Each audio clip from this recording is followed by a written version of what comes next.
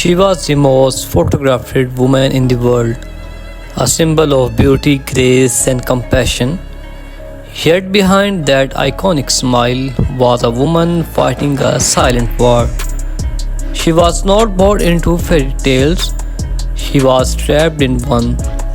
This is the story of Princess, the People Princess, Lady Diana. From her quiet childhood to royal wedding, from heartbreak to her tragic death, and the legacy that still lives on, let's uncover the untold story of Diana Spencer. Diana Spencer was born on July 1, 1961 in Park House. She was the fourth of five children in British family. Even though Diana was born into a nobility, her childhood was far from ideal.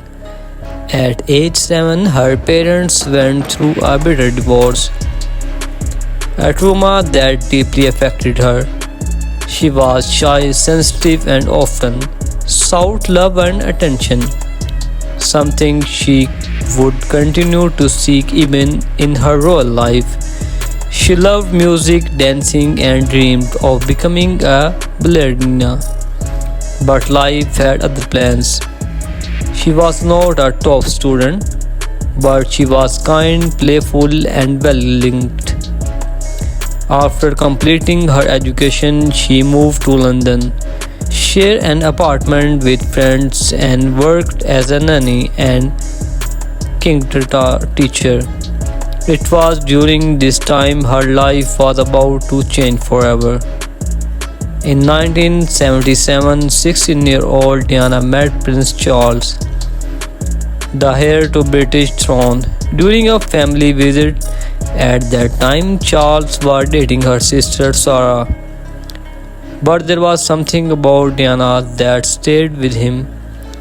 3 years later, Charles began courting Diana. In February 1981, their engagement was announced to the world.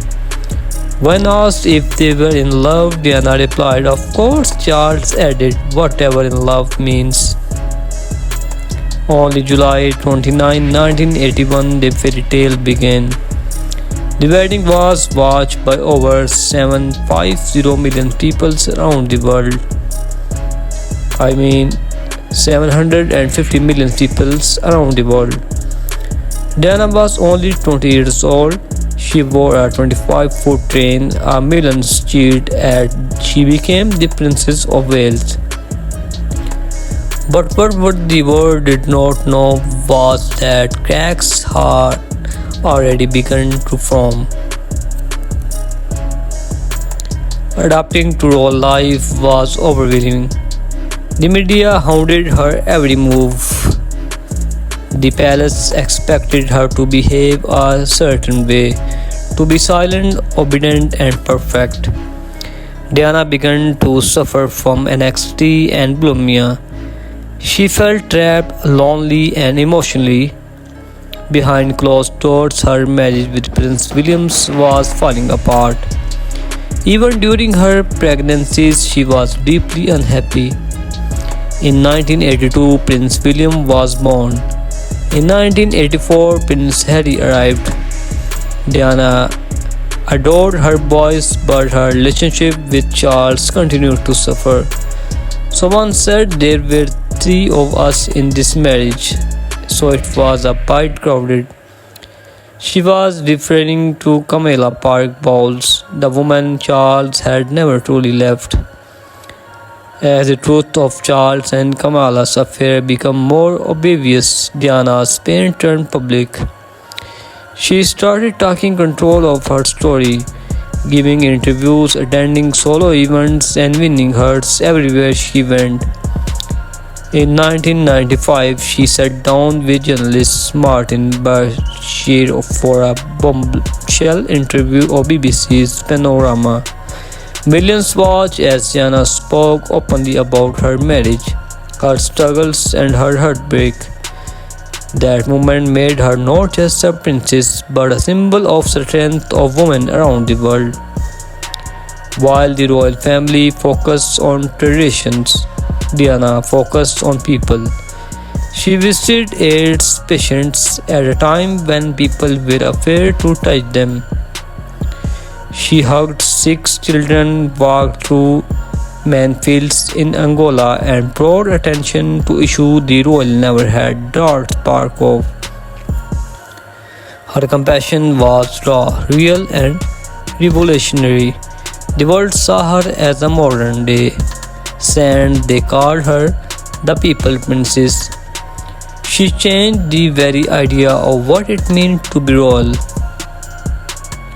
In 1996, Charles and Diana officially divorced. She lost her title of Her Royal Highness but gained something more powerful, her freedom. She focused more on humanitarian work, charity, and spent more time with William and Harry. She also began a relationship with Rudy Al Fayed, son of Egyptian billionaire Muhammad Al Fayed. They had time to live a private life. The paparazzi never let her go. On August 31, 1997, Diana and Rudy were in Paris. As they felt the Ritz Hotel late at night, paparazzi cashed their car through the streets. Inside the pond, the Alamatoon, the speeding car crashed. Rudy and the driver died instantly. Diana was critically injured. She passed away a few hours later. She was just 36. The world stopped. People cried in streets. Over 1 million boutiques were placed outside Kingdom Palace. Over 1 million buckets were placed outside Kingdom Palace.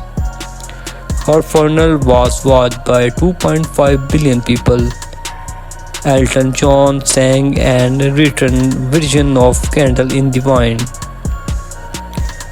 My beautiful viewers and all my subscribers, I hope you enjoy this video. So my beautiful viewers, if you enjoy this video, please share this video with your family and friends.